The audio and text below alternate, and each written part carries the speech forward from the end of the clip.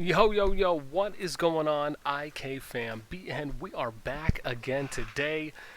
Man, yo, we out here risking it to get that biscuit. Got it, I mean?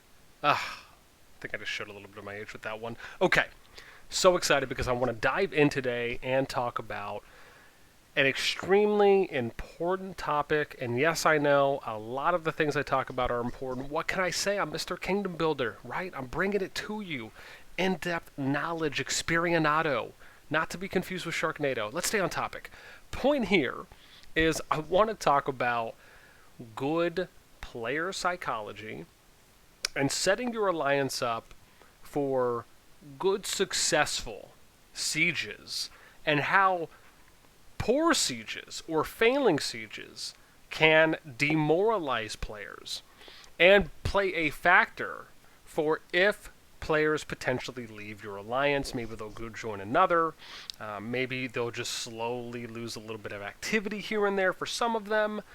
And worst case, maybe some just might be like, I don't really know if this server, this alliance is free, because they might just not know they can go and join another alliance, or, maybe they just need to bunker down and try it again. What was the preparation going into the siege? I mean, there's a lot of factors that really play into whether or not you are going to have a successful siege. Now, I want to give an example of something that just happened here, and this is not necessarily a slight at anyone, but I do want to use them as an example because the siege just happened. So, LVL, which is a blue alliance, was attempting to siege the level 6 city of Tyr.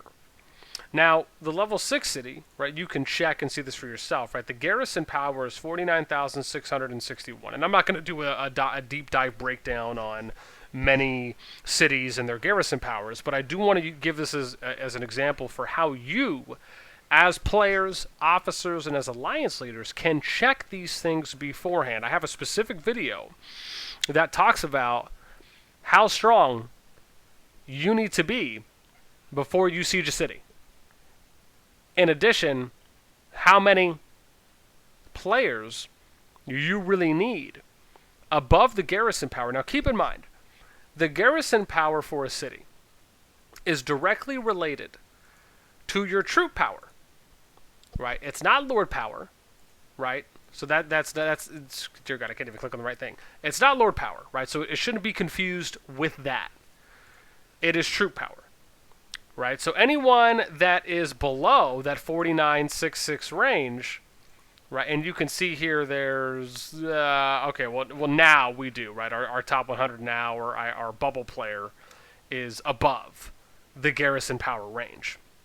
But let's say we go over to blue, right, let's click on the tab. Now you'll see, right, how many people are above that 49661, and you can see 41 players are.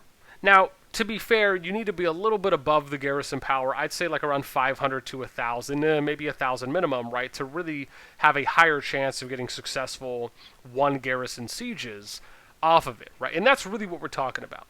When you are above the garrison power at bare minimum, right, I would say somewhere around probably like this X5 Poe guy, maybe up to like Aimer here, like the low 51s, right, and Stormy. Those players who are about 1 to 1.5k above, they have a higher chance of knocking down one garrison. Keep in mind, there's 4 garrisons here that you can see, and if you see that I click, it moves this center square, and you'll see it'll highlight the new one. Right, there's 4 garrison blocks, and each block has 31 defenders, right? And you can look at these as PvE units or just individual garrisons, right? But there's 31 of them. You have to basically win against one garrison in order to take this from 31 to 30. And that's how all the cities are essentially approached. Capitals more so because they usually have 9 garrison blocks compared to the 4 that you would see. Right, so they're usually more challenging to take down than just a standard city. With this in mind, it is important to make sure that you are gauging your strength appropriately. Right, so LVL, they tried this city, and they failed, right? But let's understand why they failed, right? Again, it doesn't mean they can never take the city. What it means is that they need to wait, just like other alliances need to wait until they have enough players over the garrison power to take the city. you have to think about how much time it takes from when you launch an attack to hit the garrison for the animation to occur, and then for your march to walk back and then resend it back out. Remember, you have 15 minutes to take the wall down and then to take down the garrisons. You're going to spend always more time on the garrisons than you are the walls. It's just a given. This is why you have to factor in how much time it takes, because that's going to be the amount of attacks your players can do, depending on if they're in the first ring, or the second ring, or the third ring, right around the city. And then you can factor those in depending on how much overall damage they're going to be able to do, and then also how many attacks they're going to be able to get off on the garrisons. If you have 10 people, right, as an example, let's say you have 10 people over the garrison power, right?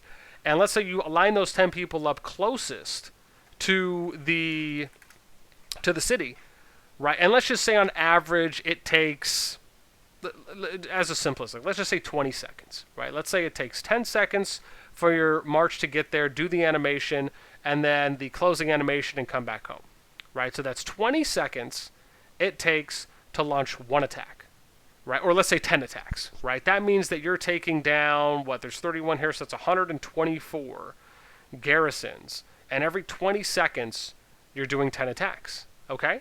So let's do, if I can attempt some math here. We'll do, what is this, 124 divided by 10, 12.4, okay, 12.4.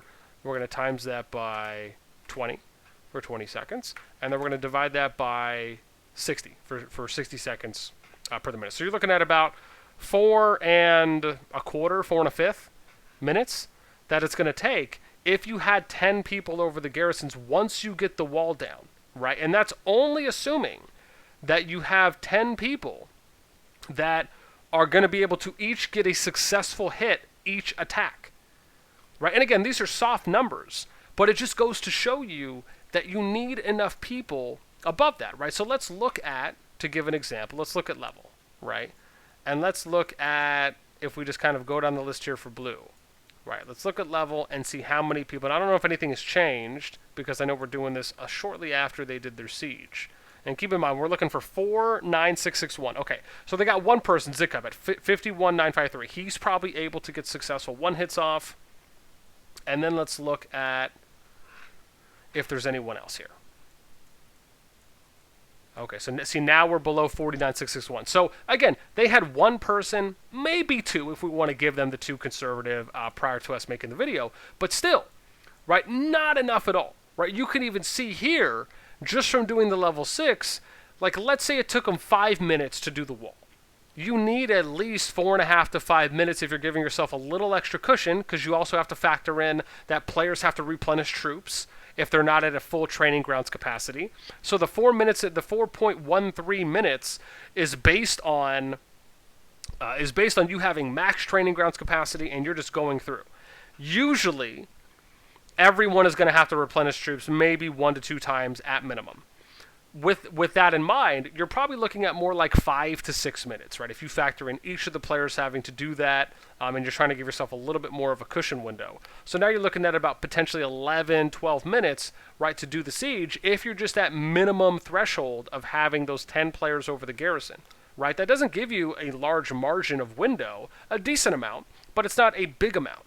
This is why it's extremely important to do the prep that you need. An example of this, and this is something that we do in my alliance, I should say, being DF here, right? We position players in the R4 position that are our 14 strongest players, right, in the alliance. And we usually will redo these ranks like once a week after we do some changes, and that allows for us to know who our R4, who our strongest 14 players are, and then it also gives us a little margin, because keep in mind, right, if I want to position my city, right, this is 1, 2, 3, and then 4.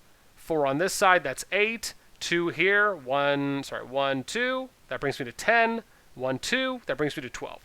So we like to have like a 2 to 4 player gap usually, and that's just to make sure that we can try and have as many of our R4s around this first ring, right? This is the important thing. This is the first ring, and then if you go out here, the second ring, right? So here's the second ring. And then if you go out farther, here's the third ring, right? So again, this is how you want to try and position around a standard city. For a capital, it's different. You would line up differently because the number of positions are a little off.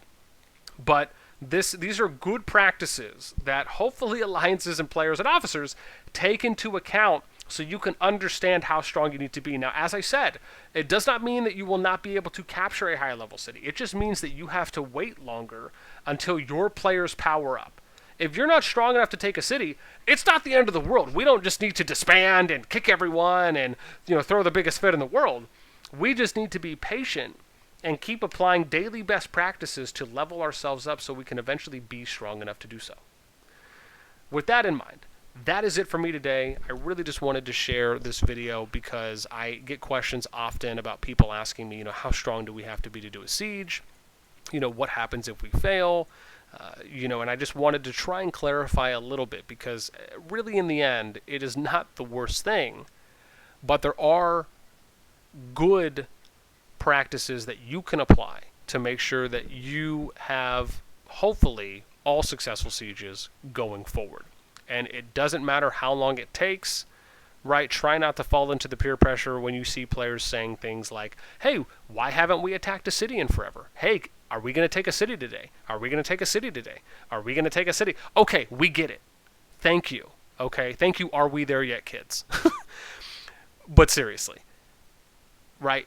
Take your time. There's no rush at all, right? Unless you're really trying to do something like push Chronicles or, right, and you're in a new server, right? And again, keep in mind, you can have the higher level alliances do that. And then once that happens, you can just recapture those cities, right? There's nothing stopping you from taking those. Again, it depends on the type of server you're in, right? In our server in 79, right, you'll probably see us take some of the higher level cities and we'll double up or maybe triple up on some of these, but that's mainly because you're just having higher level alliances that are strong enough to take those cities to help push Chronicles, which is going to give rewards to everyone on the server, and we will temporarily hold them until alliances become stronger enough to where they can take them themselves, or if some assistance of some kind is later given. So there's a lot of options, right? And I think that's a really important concept to understand when you're starting out and playing Infinity Kingdom, that again, it's okay, right? If you're not taking something right away, you can always wait.